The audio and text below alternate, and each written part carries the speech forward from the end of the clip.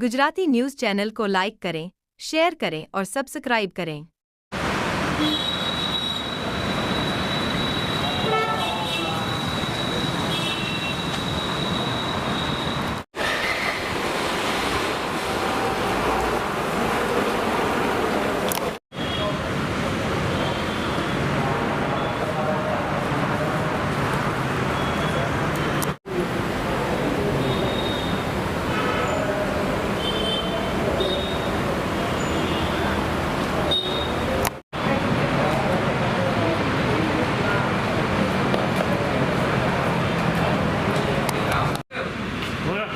સારું છે ને?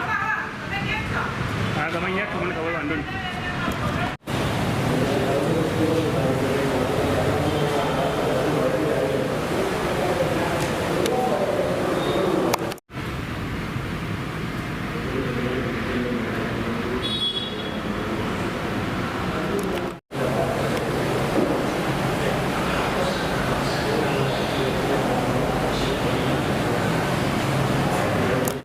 મારું નામ રાજુ શાહ, પ્રમુખ સુરત જિલ્લા motor driving training school owners association.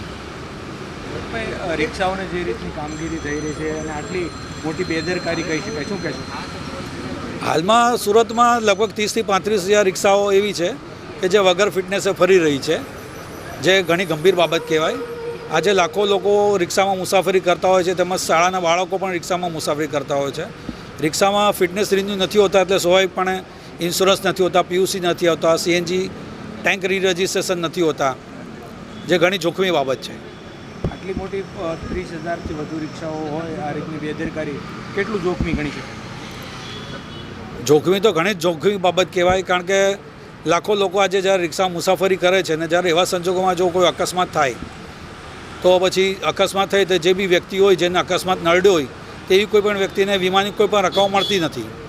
Reporter Arvind Rathod, Surat.